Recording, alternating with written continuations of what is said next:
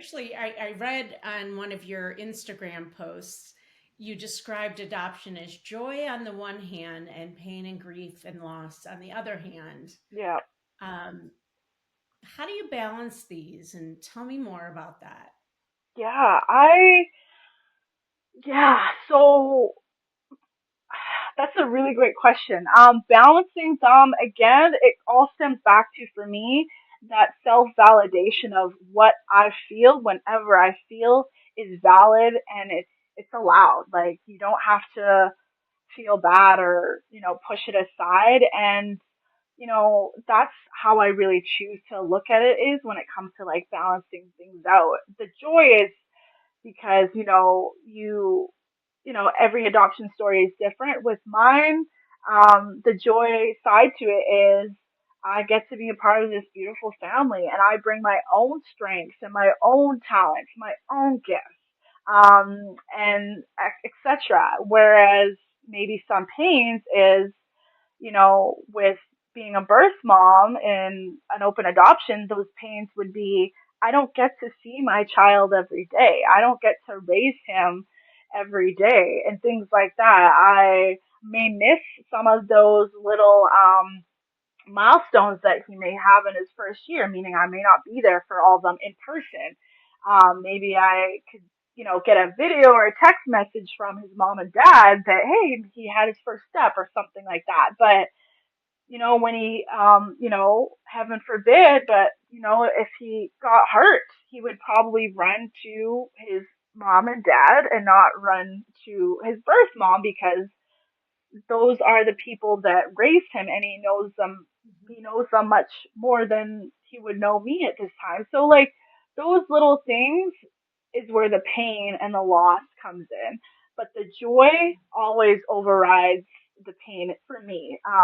Love conquers all for me in my own adoption story. So yes, I honor the pain and the loss because those are valid, even though they are hard to um, experience.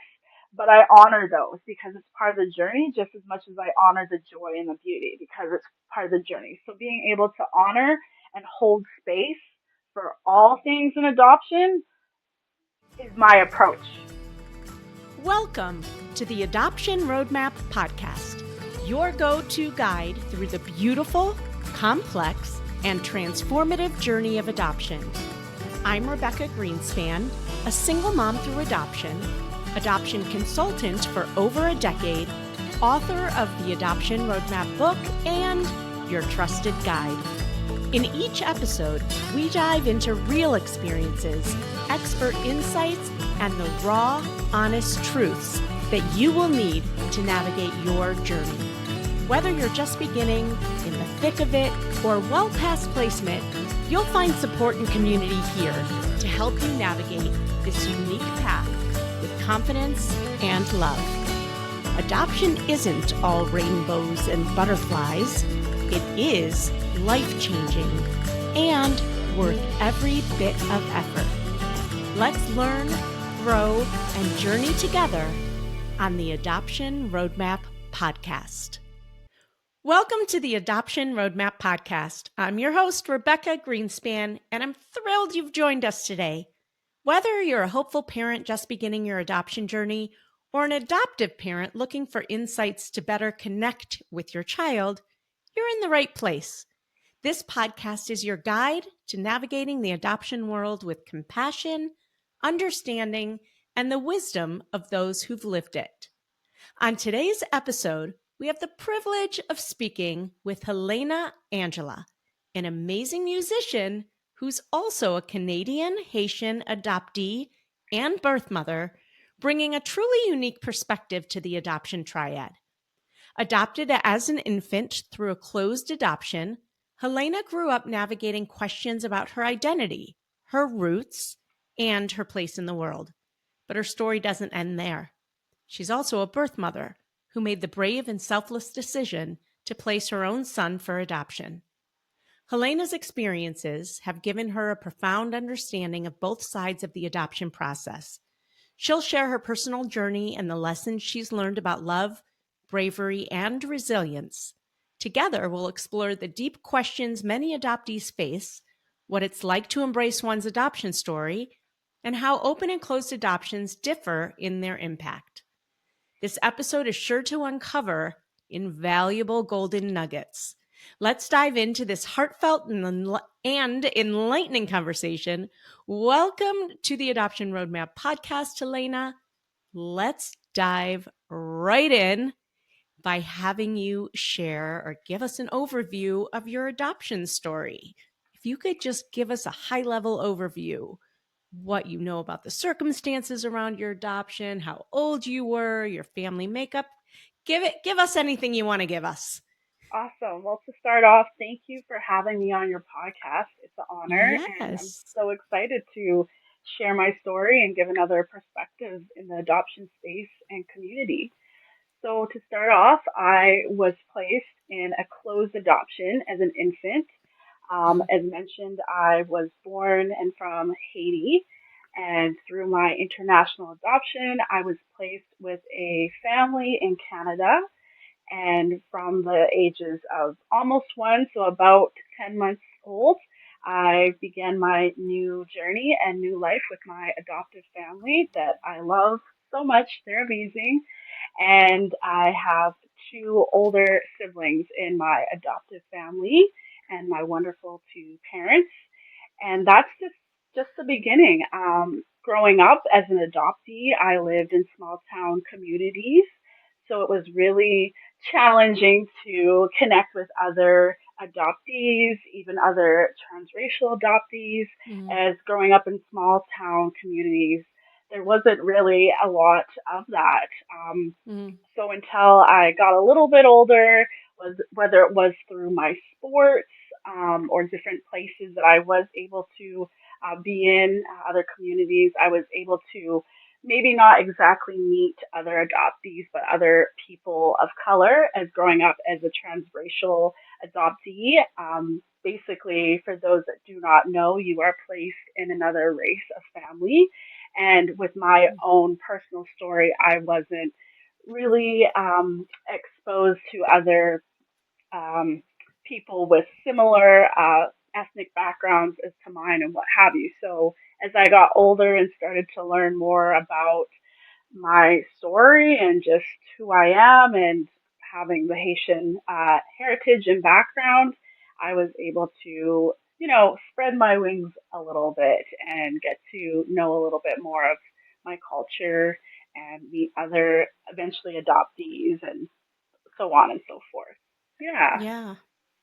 Well, thank you for that. First of all, I want to give a shout out to my Canadian relatives who live in Edmonton, which I know is where you live, Edmonton, Alberta, Canada. Shout out to the my cousins out there. I know it's cold there. We're recording this in late or in December, and there's a snowstorm in Cleveland, Ohio, and there's always a lot of snow in Edmonton. Yes. So, thanks for being with us today and sharing some of that. When you said you had two older siblings, are Yes. they biological or were they also adopted?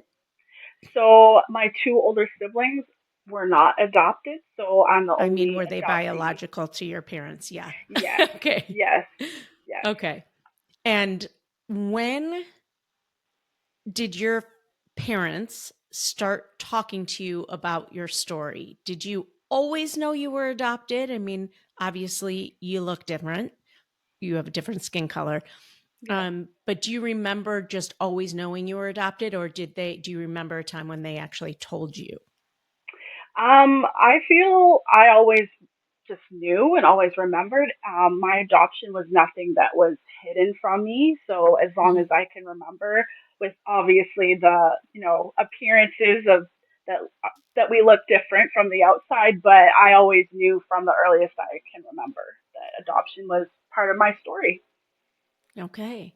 Yeah. And being born, can I ask how old are you? Are you for context, are you in your Yeah. 20s? Are you in Early your 20s. 30s?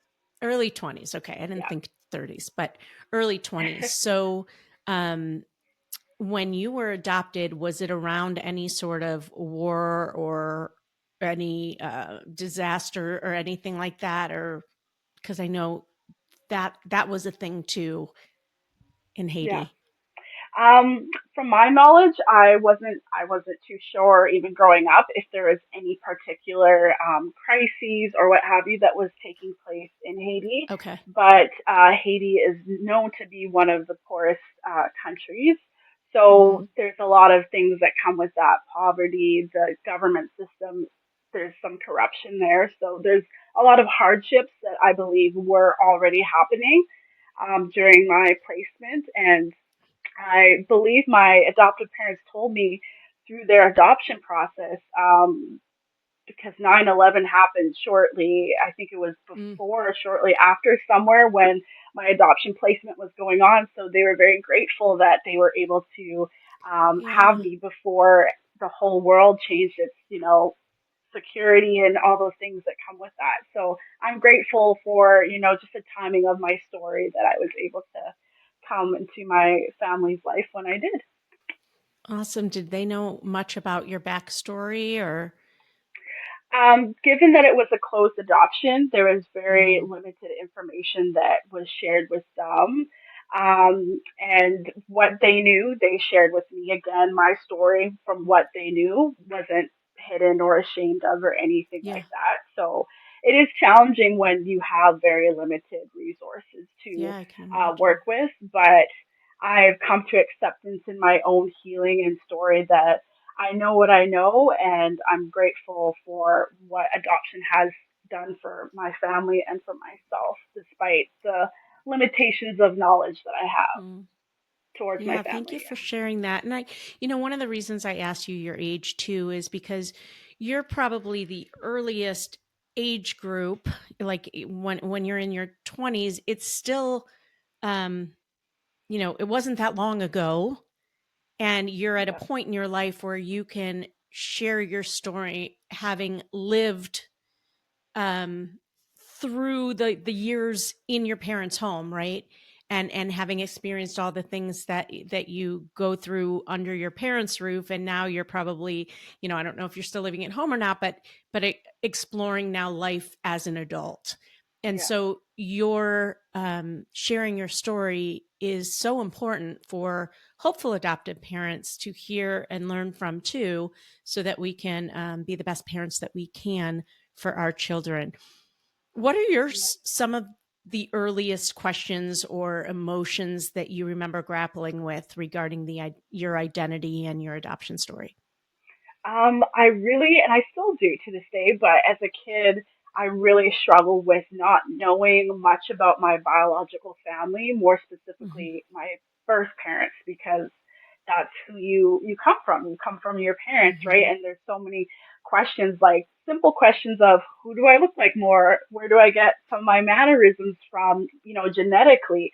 Those things too that I really struggled with growing up as a kid, and Mm. trying to wrap my head around just why don't I know as much as I'd like. So that was, I think, the hugest challenge as a kid that I went through, trying to just live and experience being an adopted person. I can't imagine not knowing, not seeing other people that look like me, even though I don't think I look like anyone in my family, but everybody else thinks I do. Um, what's the hardest part of that? What? Yeah, that's really. I think again, as a child, the way I perceived it was, why do I have to be different?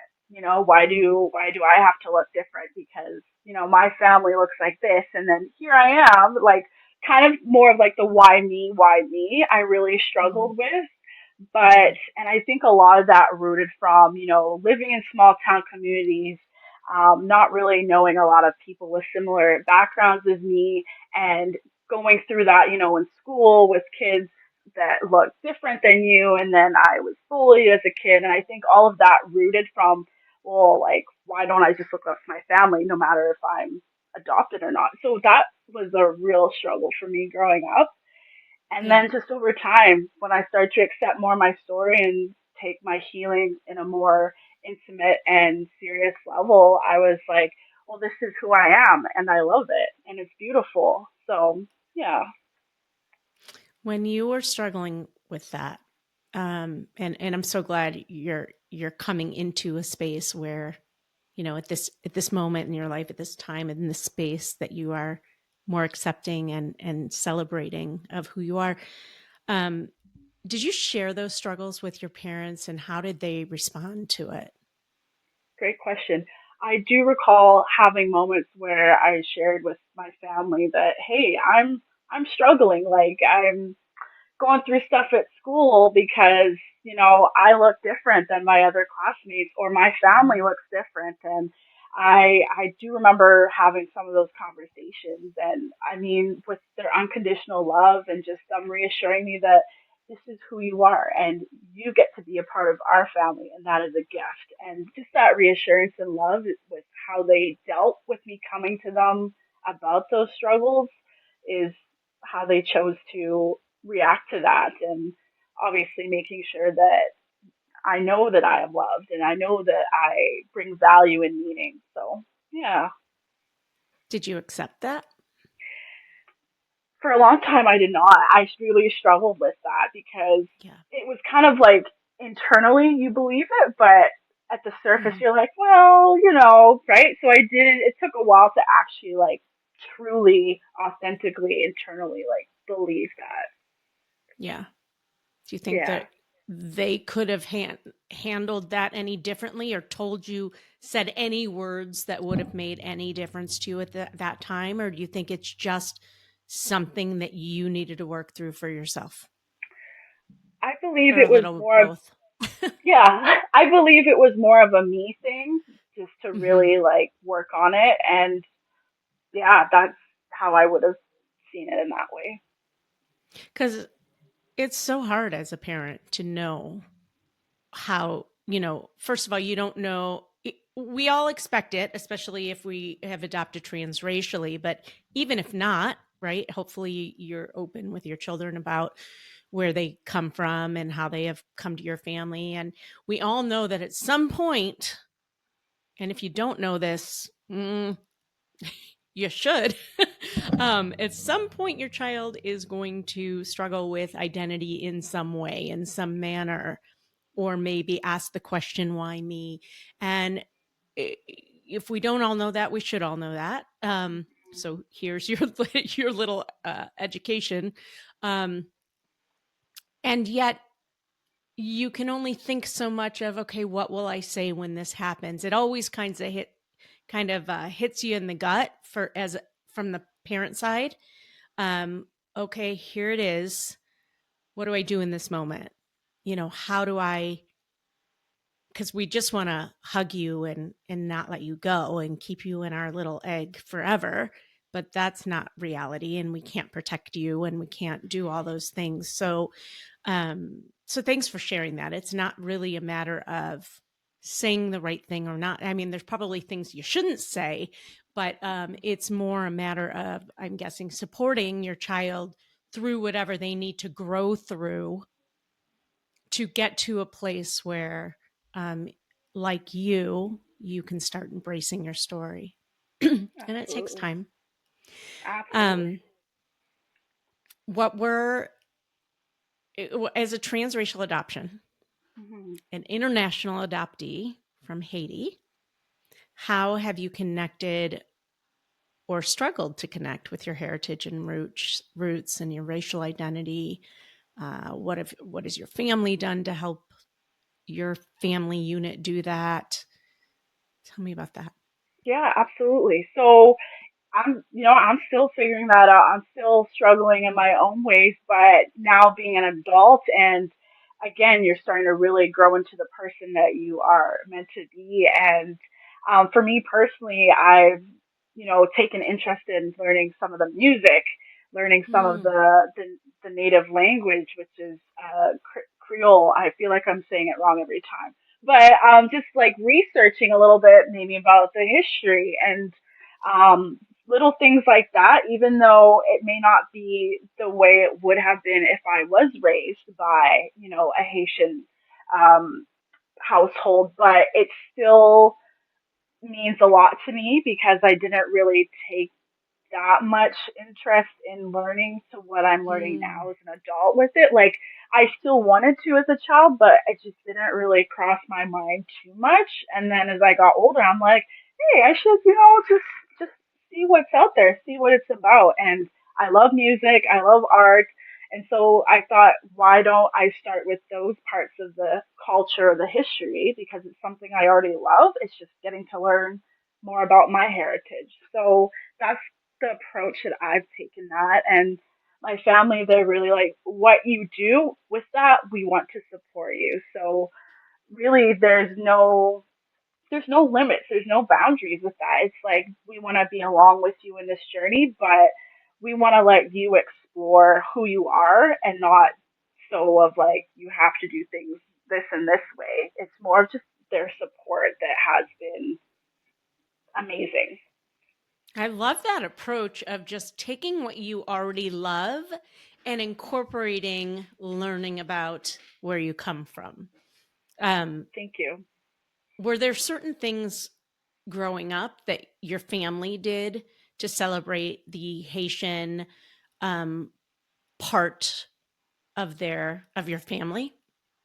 Yeah, that's a good question. From what I remember, I mean, when I was really, really young, like probably when I first came into the family, I do remember my mom saying that, there was with the kids that were being adopted at the same time as me from Haiti, I believe there was a group of other adopted families. I don't know how long they were in contact with them, but I don't remember that part. I was very little, Mm-hmm. but apart from that, to be honest, I mean, I feel like we were all trying to figure out where to go with how to explore my heritage with that. So Mm. I feel like, again, it goes back to whatever I chose to kind of delve my interest into, they supported me with it. It wasn't really, I really took lead, drove the boat, called the shots, Yeah. however you want to put it.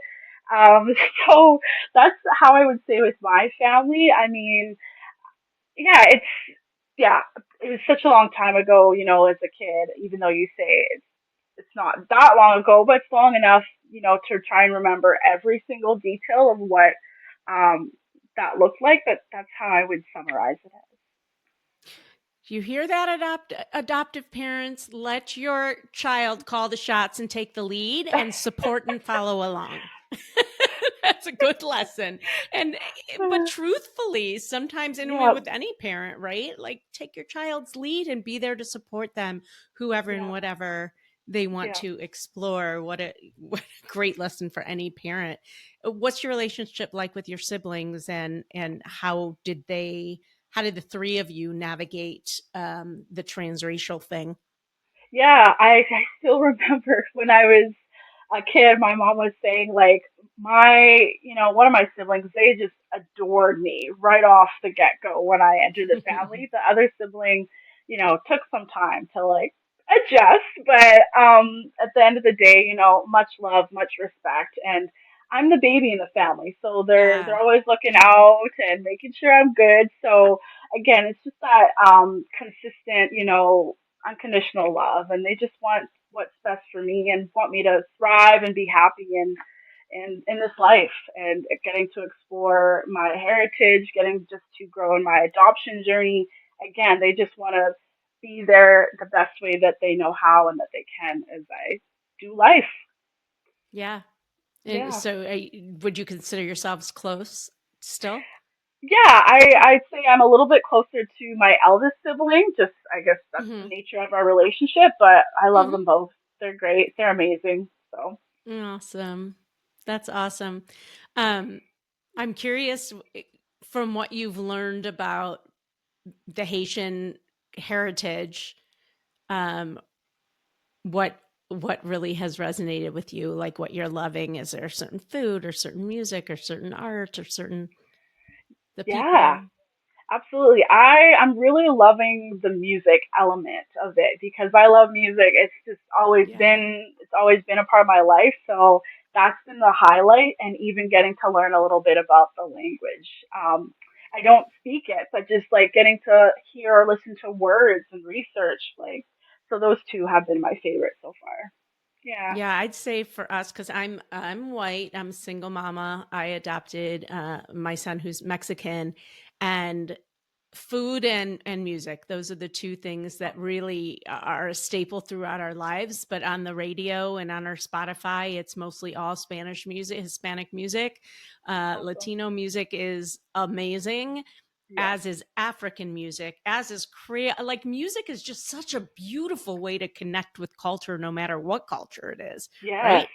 Um, so that's awesome that you, so yeah, another little golden nugget. Just start playing the music from your child's culture and just having that a regular staple in your lives, and it'll go a long way. I think I can tell the answer just by your demeanor to this next question, but how do you feel about being adopted?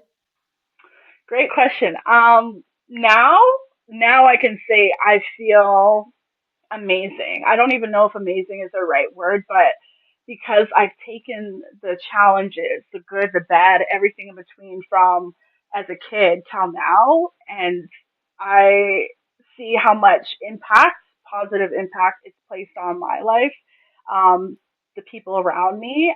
So yeah, it's amazing. I'm grateful for it because it's allowed me to learn how I view how families can be created. It's not through one way. Adoption is another way. Open adoption, closed adoption. Like there's so many different avenues, right? So I'm grateful for how it teaches me about life, about love, about support. You know, all of these amazing Mm. things that come with life.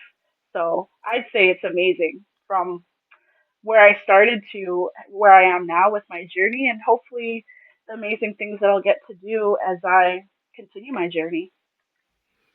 How would 11-year-old Helena answer that question?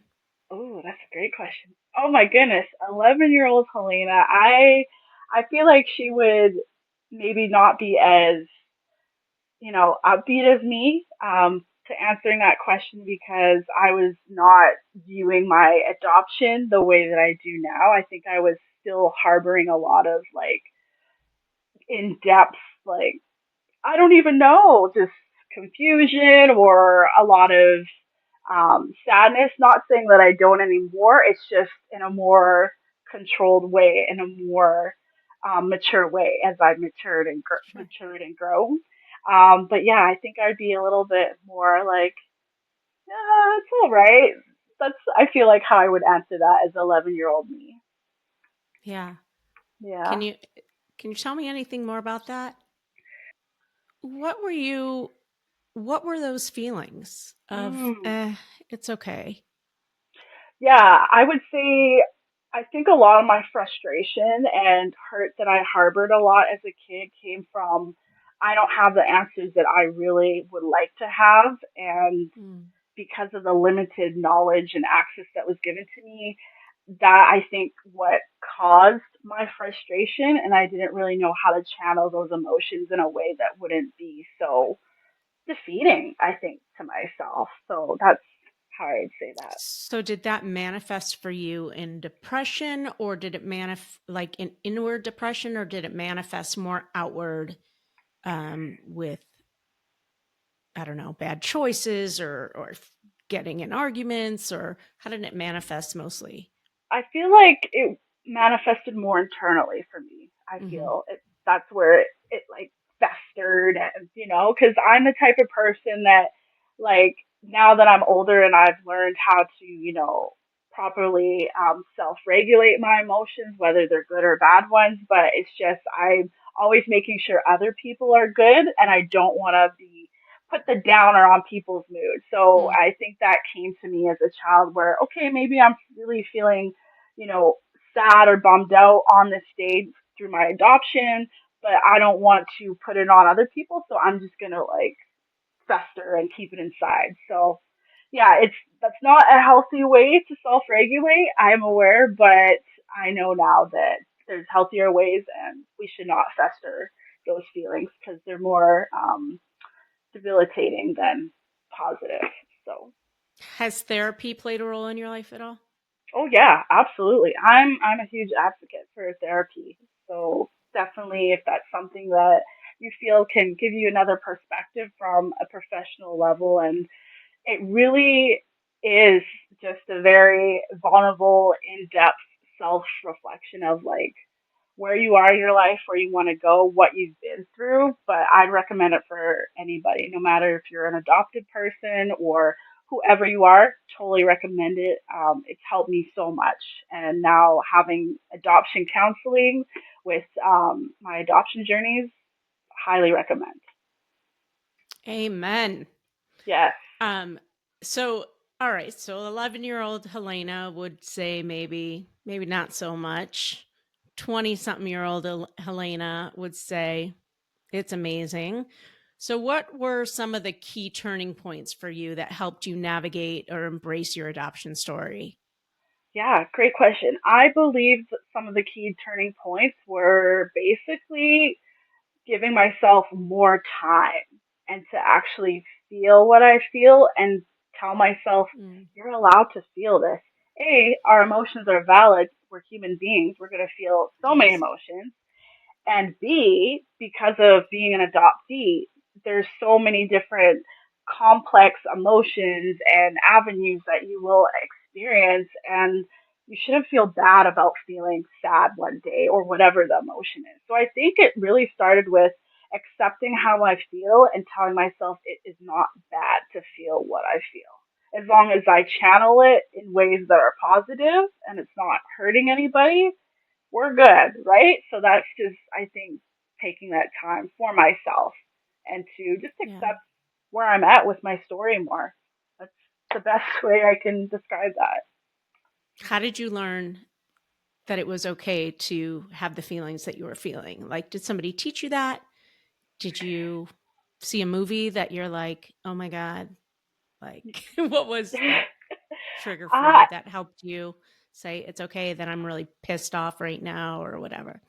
yeah, I believe I was taught that again through just like my family and my parents. Like, they always wanted to, they still do want to be there to support me and what I go Hmm. through. And I remember, a conversation that I had with my mom, and just I was really sad, and she's like, "It's okay to feel this way," and I think that really came from that. And after that, I was like, "Yeah, you're right. It is okay." And just from Mm, there, I just chose to mature and grow and accept because I believe in order to grow and I mean, you won't always be 100% healed because adoption isn't an end. There's no end to it. It's an ongoing life journey. So you're going to have ups and downs and you won't fully be healed. So I believe that once I heard that and kind of had that reassurance that, okay, well, I can feel this. It's not bad.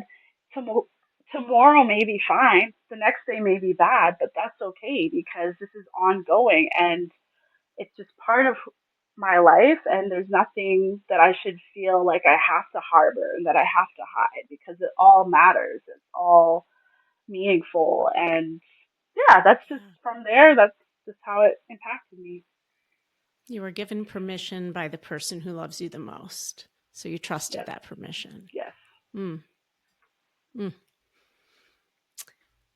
So, who was Helena when she found out that she was pregnant? Before we go on, we're going to take a quick break, but don't go away. We still have so much to talk about. Hey there, Adoption Roadmap fam. Are you ready to take the next step on your journey to parenthood? If so, head over to our website and take our quiz. It's called Are You Ready to Adopt? It's not just about testing your knowledge, it's about making sure you're emotionally and practically prepared for the beautiful, complex journey of adoption. Let's make your dream of parenthood a reality. Go to rgadoptionconsulting.com and take the Are You Ready to Adopt quiz today. That's rgadoptionconsulting.com. The quiz is free and it will let you know where you are in the process and if you're ready to jump into your adoption journey. So, who was Helena when she found out that she was pregnant? Great question. Oh, yeah.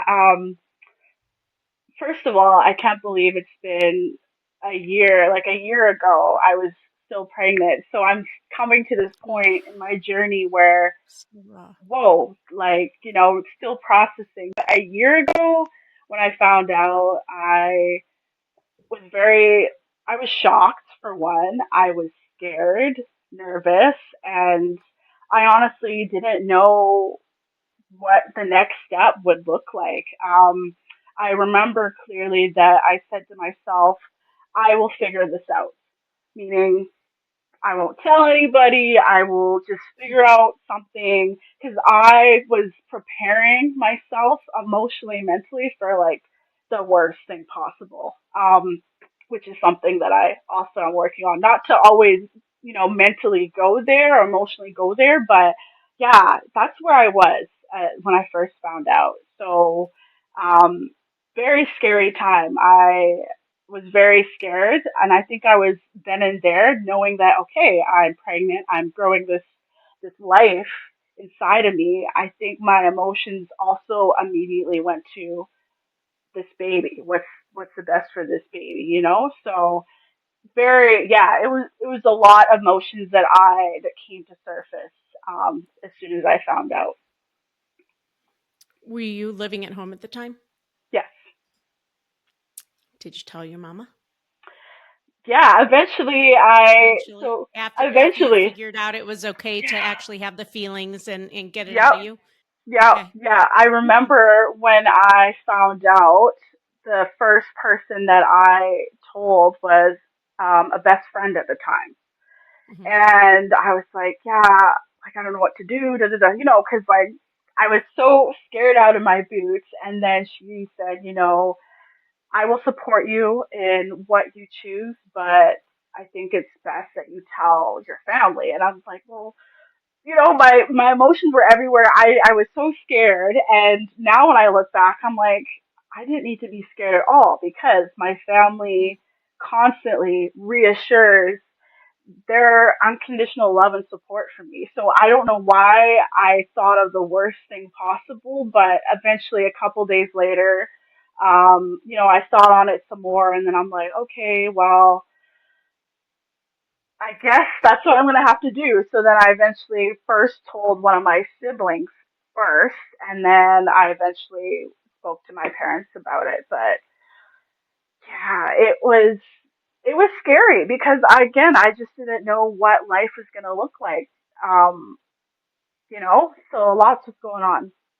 Yeah. I was in a position where, um, yeah, just was not expecting the case of events that took place. I will not go into detail with, but I was not in a relationship at the time with this person, and that's that. I'm not at a place yet to go into detail, but that's a quick little Yeah. summary of where It's I was. okay. I think I want to, here I am talking to this beautiful young lady. Um and I think a lot of people have this scary idea of who a birth mom is or why she gets pregnant or that she's out on the streets or she's homeless or using drugs or severe mental health issues or anything like that. So that's where I was going a little bit with Hmm. my questions of Yeah. no, you are who you are today and you got pregnant. Yep.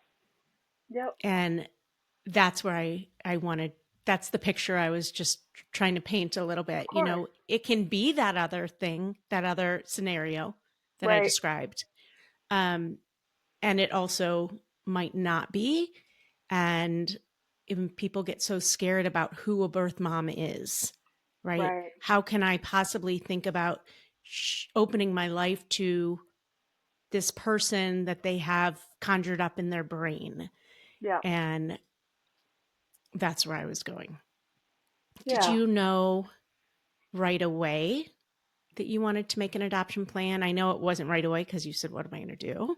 Right. Um, did you know right away you were going to make an adoption plan? Was the birth father involved in that plan? How did you come to adoption? Yeah. So, I mean, once I, shared with my family the news, I immediately, well, not immediately, right? A little while after, I remember going to an adoption agency with my mom. She actually scheduled the appointment because I was in a completely different mindset when all this was going on. Like, I was like, I don't know what's going on, but yeah, I wanted to make adoption and like a plan. But before that, all options were presented to me. And then, choosing what route I wanted to take, I was still figuring that out because I was still in shock that I'm carrying this life inside of me. And, so choosing a plan right away wasn't really too much at the forefront because I'm still processing, like, oh my gosh, this is real. And then once I shared with my family everything, I remember I eventually chose adoption as that's the plan that I wanted to take. But I didn't have the courage at that time to like take that first step with seeking, an agency because I wanted to take it through an agency. I know there's different avenues you can do adoption, I believe, but I chose an agency. And I remember my mom, she booked the first appointment and she's like, I will go with you. I will stay. Whatever you want, I will do. And I was like, no, like, please come. Terrified out of my mind. Um, and I just remembered once I had my first appointment at the agency and with the social worker that I still work with to this day because post adoption placement, I'm seeking, counseling, of course. So she's amazing, my social worker. I know she keeps saying, you created this journey for you and your child, so you should give yourself the credit. And I'm like, but you helped me get to this because, all of the legal stuff that has to go into the adoption process, I couldn't do that without my social worker. But so once that process started, I felt more like I can do this and everything's going to be okay. Still scared out of my mind, but that's kind of where Helena was at way back when she first found out. So, when was it you or your mom who first brought up the idea of adoption? I did consider it before I even like had her bring it up herself, but she was the first one to say it out loud. And it's interesting why I didn't think about it or say it out loud first is, I'm an adoptee and I know what it's like to be adopted, but I didn't choose that as a like the first person to say it out loud because I'm like, I was contemplating, do I raise this child and do I want to place it in adoption? Those were the two options I was considering. And then, yeah, I think once my mom, brought it out loud, I was like, you know what? As long as I get to have a say in how this adoption process falls out or works out, then I kind of was like, okay, like let's look into that because I was so afraid that what happens if my child gets put in a closed adoption. I don't want that for my child because I know that it can be really, I don't want them to go through the exact same way that a closed adoption can impact a person that is adopted. I'm not saying all closed adoptions end up the way that mine has. Some adoptees reunite with their birth families when they're from a closed adoption. Some don't, but I was like a little bit scared because if this is going to be a closed adoption, I feel like I would maybe want to raise my child. So as soon as I came to open adoption and knowing what that was, I'm like, this sounds amazing. And that kind of is how the open adoption journey started, really, for me. Did you consider parenting this child? I did. I was, and that's I was really contemplating that and adoption. And then I remember I was weighing out the pros and cons for each because I'm like, what is more so the best interest for my child, but also what is good for me as well. And once I was able to weigh out my pros and cons, open adoption was the answer that seemed like the best fit for me out of the two. Did the birth father come in the picture at all as far as helping to make the decision or being part of any decisions? Nope, not And involved at all. Nope. okay. And without getting into all the details, I assume that was because of whatever the scenario was around the Yeah, pregnancy. yeah. Okay. Um, in from what I understand in Canada, is it are all adoptions through the public, through the state, like through the province or something? Um, well, the adoption agency that I work with, it is, I believe, province wide.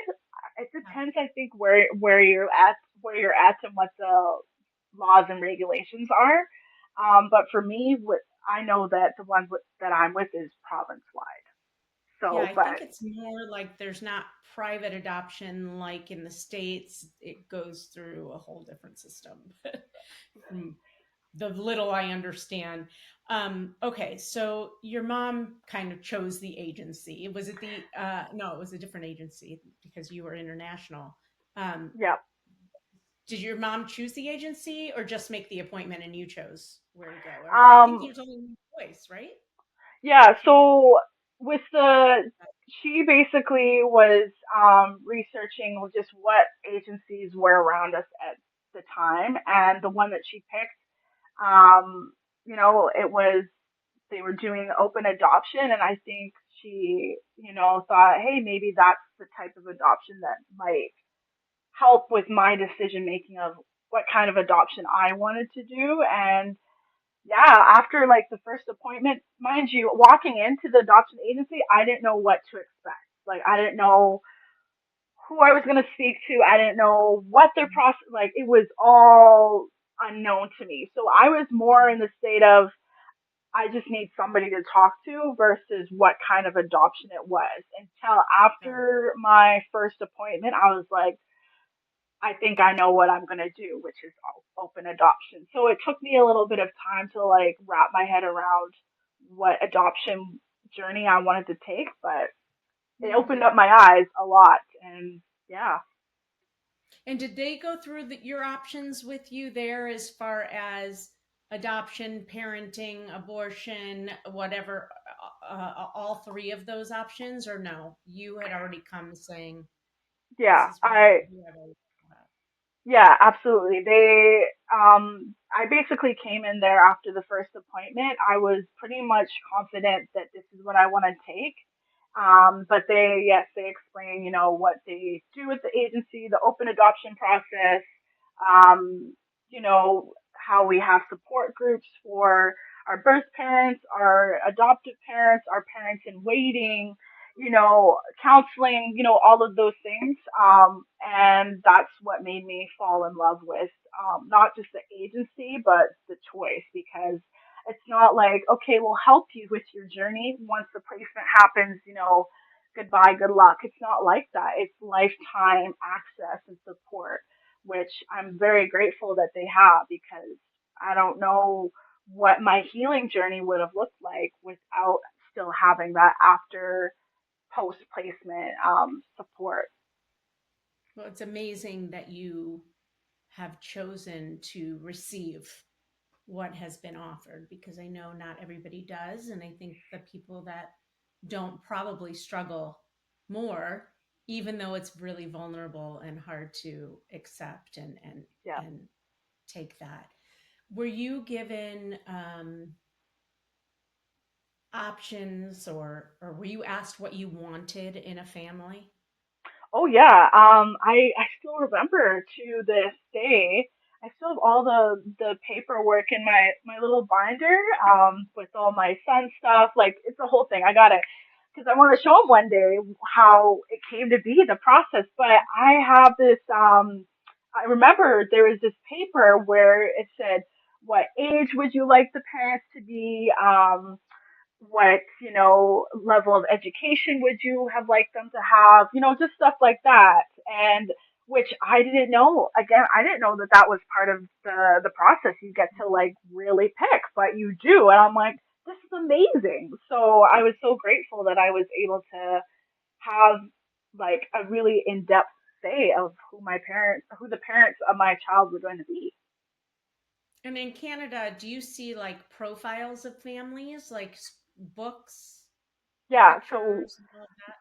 yeah, we have home study files. So Yeah. basically, Okay. a package of just talking about who they are as people, and if it's like a married couple or a common law couple, then it will share a little bit about how their relationship, like so many stuff about them. When I was reading the files, I'm like, I almost feel like I shouldn't be reading these because I'm reading everything about, their life and who they are, but they don't have anything really about me until I get to meet them. So I felt a little bit weird, but I'm like, this is just a process. It's in a safe environment. It's just very foreign to me because I didn't know what the adoption process looked like for this, but it was really, really eye opening and really in depth. Like it's a lot of information to receive, and it's overwhelming. I would say very overwhelming and stressful, but it I'm grateful for it. All the processes and steps. Like, were you seeing like how much money they make, what they do for a living? Yep. If they, wow, okay, so you saw the whole home study, which Yep. is not how they do it in the US for the most part. There are some agencies that will share that information and think that the birth mother has every right or the expected mother has every right to see all of that. And then most agencies don't. They'll just, so we have to create what we call adoption profile books, which is like a Shutterfly book. It's Okay. like a picture book with a letter to the expectant mom, all sorts of things about what we like to do, our hobbies, and it's in the words of the hopeful parent. So it's not like it's written up by, you're not just like answering questions, but you're kind of writing to the expectant mom. So it's a little bit different. Um, Okay. but that's interesting because I was going to ask you, was there any language that really offended you as you were going through these books? But it was written differently, I think. Yeah. Sounds like that's Yeah. that's interesting though. So, Yeah. what stood out to you as you were choosing a family? Yeah. I mean, again, it's like as a birth parent, while you're sitting down and reading these files, your mind is almost in two places at once. Meaning, as you're reading through these files, you're making a mental note of these are what these people are, and this is who they are like, and what they aim to be as prospective parents. But then you're also thinking about, if I were like to raise this child, how would I like to see it? Even though you're choosing parents for them, so it's like you're thinking about kind of two things at once, at least for me. So things that stood out were like, what are their morals and beliefs? What do they value? How are their views on, you know, transracial families or interracial families? Because now it's Mm, cracking down on, okay, this is going to likely be a transracial adoption. So what are their views on that? What are their views on mental health and wellness? Because I'm huge on that. What are their views on family? Because I'm huge. Like you have to think so hard, and that's where it comes, where the overwhelmment comes, and the stress comes, the sadness comes, because you're choosing parents for your child that you won't be raising day to day. So it's like it's hard, but it's beautiful, but it's like so many emotions. It's mm. a lot. Yeah.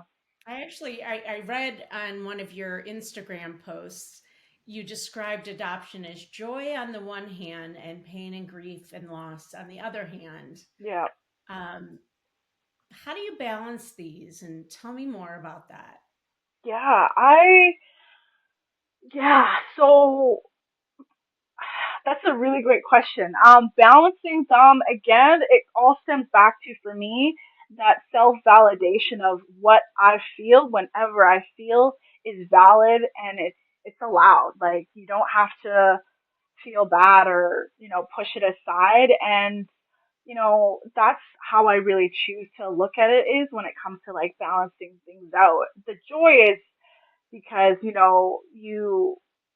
every adoption story is different. With mine, the joy side to it is I get to be a part of this beautiful family, and I bring my own strengths and my own talents, my own gifts, and etc. Whereas maybe some pains is with being a birth mom in an open adoption, those pains would be I don't get to see my child every day. I don't get to raise him every day and things like that. I may miss some of those little milestones that he may have in his first year, meaning I may not be there for all of them in person.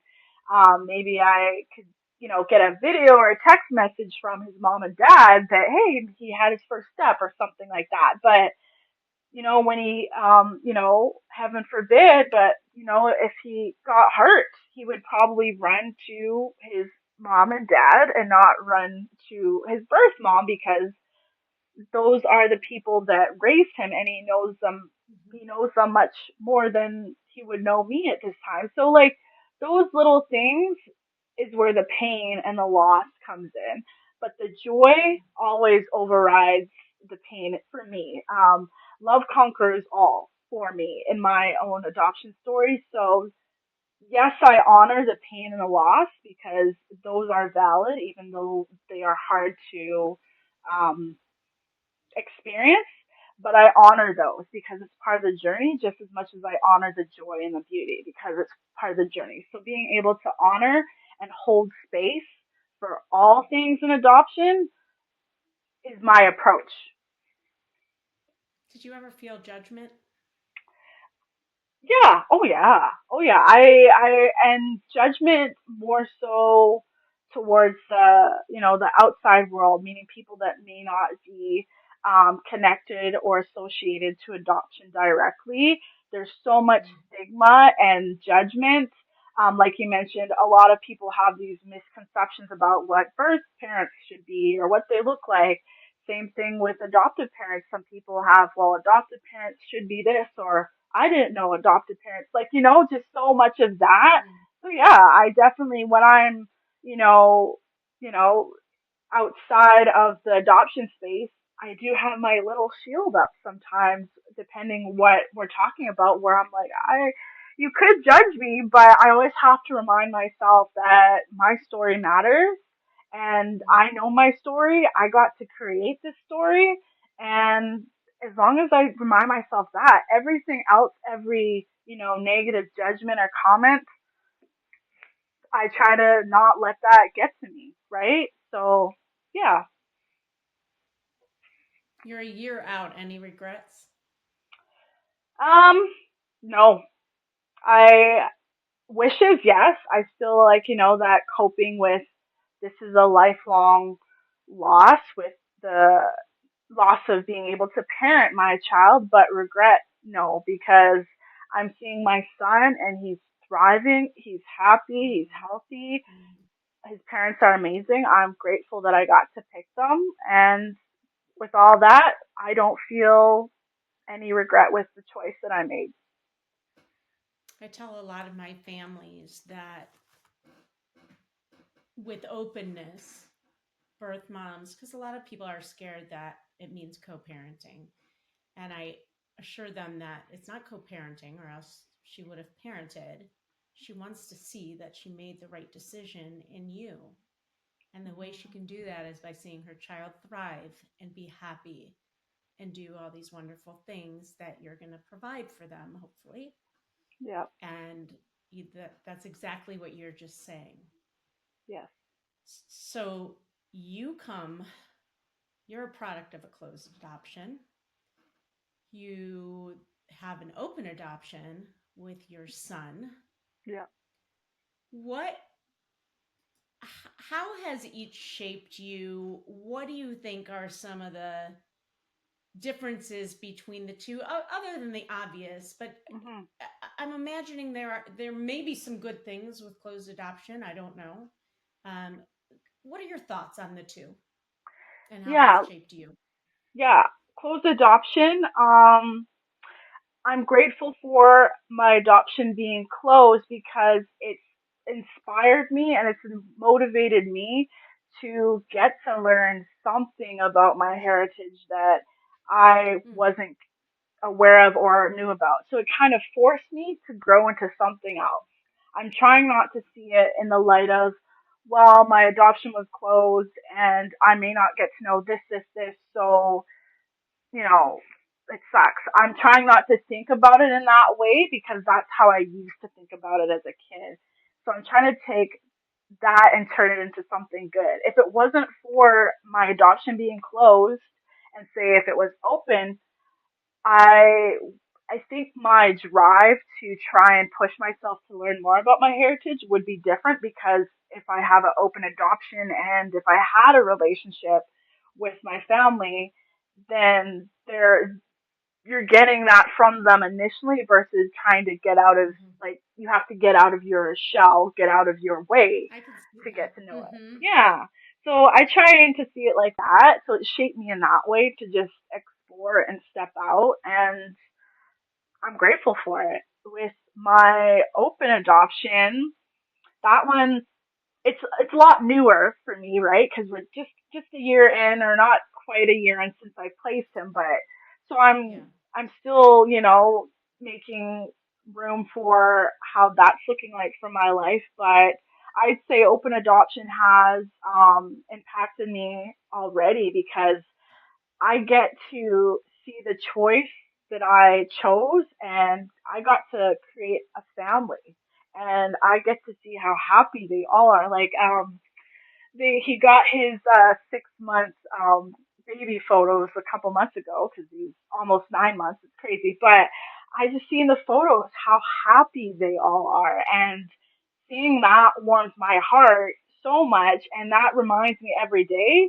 of how proud I am in myself, in my son, in his parents, because it's just meant to be. Like, they're perfect for him, and so that's how it shaped me. Is I get to just be happy and grateful, and also it's allowed me to share more about my story, not as just a birth mom but as an adoptee. So I feel it's allowed me to be on a podcast, or I've been able to speak at a seminar as being a birth parent. So it's allowed me to be more open and out loud with my stories, and not only sharing it in the adoption space but with anybody. Like, now if somebody, talks about adoption to me, I'd be more open to share my story versus way back I was like, yeah, I really don't feel like I want to talk about it. So it's allowed me to be open and out loud with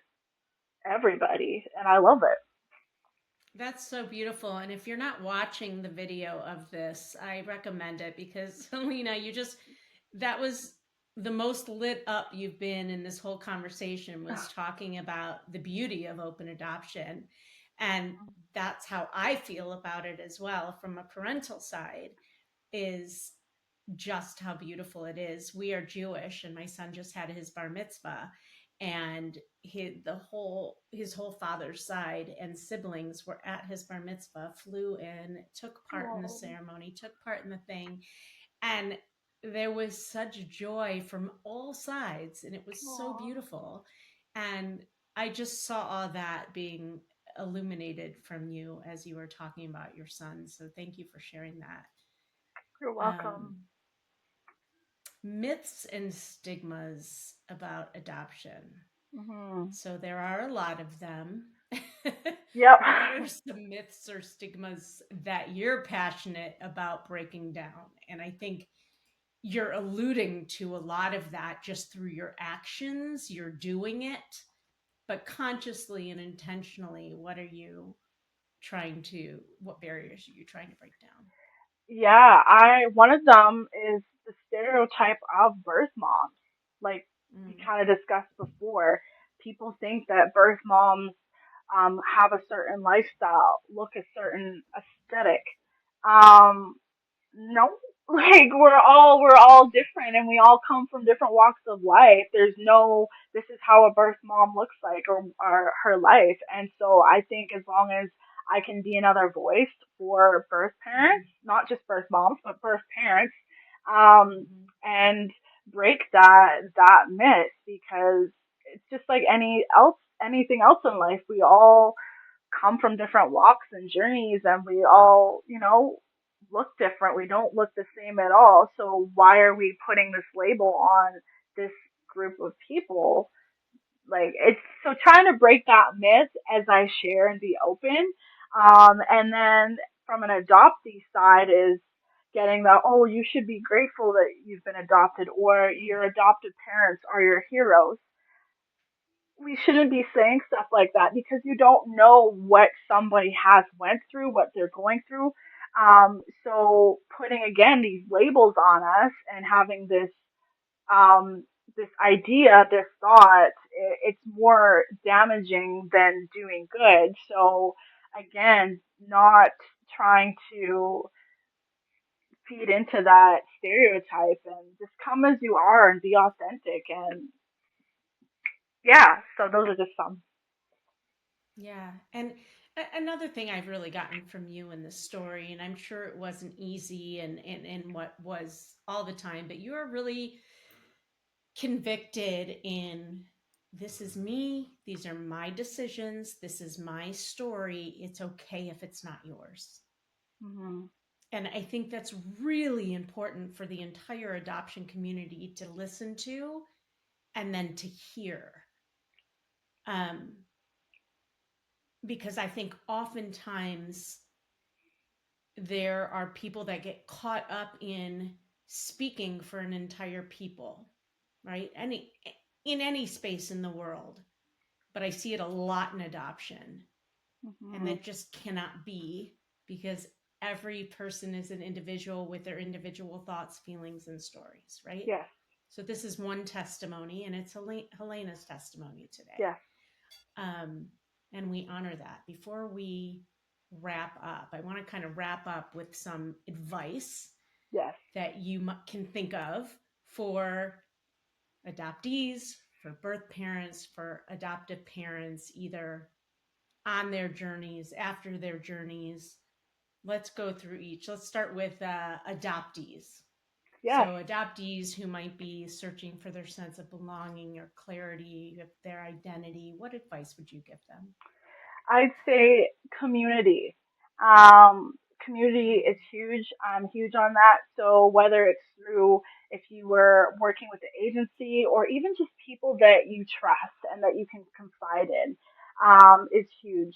Connecting with other adoptees. I've embarked on that journey myself. I've been able to connect with other adoptees, just share a little bit with them about my story, hear their story, and then just, yeah, just to experience. So community is a huge one. And again, there's that self validation of what you feel in your journey is okay, and don't let anybody tell you how you should feel. And especially if, they aren't an adoptee themselves, and trying to tell you how to feel is, it's that's not their place. So own your story, own your emotions, and experience, and do it in community if you can, is a huge one. I guess that goes for everybody in the adoption space, but Speaking my language with yeah, community, yeah, for yeah, all three, it's so important yes, because our friends and family, outside of our own personal experience, with adoption, don't get it. Like your parents don't understand what it is to be an adoptee or a birth parent.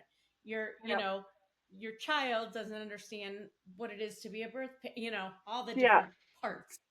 yeah, So being in with people like that, yeah. Okay, so what absolutely. about birth moms or a mom thinking about making an adoption plan? Yeah, I'd say again, find somebody that you trust. Take your time with getting to know how you feel. Where are you at in your life? And try and imagine what would be the best option for you and your child. Again, community, as we love, try and connect with. Again, I'm also embarking on a journey of connecting with other birth mamas, which have been amazing. So if you can do that in a support group, or you can do that in your own time and just reach out. But I highly, highly recommend that, because as much as we share our own stories, it's so healing to hear other stories, because we learn through other people's experiences as well. So that's what I say for any birth mamas or birth mamas to be. Yeah. And I'd reiterate also taking advantage of the therapy and support that's offered to you, right? Yes. As you have done that you talked about was so helpful to you. Yeah. And what about for hopeful adoptive parents or adoptive parents? How can we be better parents for our children Of through course. adoption? Always honor your child's adoption story, and always reassure them with love and acceptance and support, and walk through them with this journey of adoption. And you're going to make mistakes. You're going to experience complex of emotions. That's okay, because we're humans and we're not perfect. But if you see it in that way and be open minded, it really makes an impact on your child. And um, it's yeah, that's the best that I could. It's hard to really speak about because I'm not an adoptive parent, but that's through what I see with my adoptive parents and with Malachi's adoptive parents. That's what Yeah, I and see and through you them. for sure. And Yeah. you received, right? And Yes. sometimes we look to you to say what could we have done different? Yeah. Tell us. And one thing you said earlier was sometimes let your child lead the way and follow them. Yeah. Follow their lead. Yep. Support them in where they want to go. Absolutely. Um, this was awesome. So many golden nuggets that I think Yes. people will walk away with. And we're going to end with a quick fire round. The first one being a shout out to someone who has influenced you positively in the adoption world Absolutely. or on your adoption journey. Yeah, I'd say a huge shout out to my social worker at my adoption agency. She knows who she is. She's been amazing, and she's given me so much perspective on how I can walk into this journey of being a birth mom in adoption. So she's amazing. So big shout out to her. I love it. And not the first time I've heard an adoptee shout out their therapist or social worker. So, so important. Now, girl, you're an amazing musician. I went and listened to you online. Thank you. Uh, who's your musical inspiration? Ooh, I'd say Alicia Keys. She's one of my favorites. Oh, I just listened to a podcast with her yesterday. Awesome. No, she's So good. soulful and very Yes. expressive, and you just feel it. You feel the emotion, and I'm all about emotion and being expressive. So she's my favorite. I love it. If you could visit any place in the world, where would it be? I want to say if not Haiti, at least in the Caribbean, because that's that's where my roots are. Describe adoption in 3 words. Love, loss, and journey. Remember, the adoption journey is one of belief, love, and transformation. Whether you're just beginning or well along the adoption roadmap, each step you take weaves a narrative of connection and hope. Continue moving forward, stay curious, nurture the love in your heart, and know you're never alone throughout this lifelong adoption journey. Thank you so much, Helena, for being here with us. If you enjoyed today's adoption roadmap podcast episode, that's a mouthful, please do take a moment to rate and review us. Your feedback not only helps us grow, but also helps other people discover the valuable insights shared here. So thank you so much for being part of this amazing community. And again, Helena, thank you so much for sharing your journey with us. Thank you so much for having me. It was a pleasure. Well, I hope you enjoyed that episode of the Adoption Roadmap podcast. If you did, I have a few favors to ask of you. First, please hit subscribe so you never miss an episode. And while you're at it, I'd love to hear your takeaways. Please write a review and let me know what you liked. And if you have a question or a suggestion on what you'd like to hear, I'd love to hear that too. Please shoot me an email at support@rgadoptionconsulting.com and let me know what you'd like to hear about. And if you have a question, I may just answer it online. Thanks again for listening. Tune in every Wednesday and Friday morning for a brand new episode of the Adoption Roadmap podcast. Until next time, bye-bye.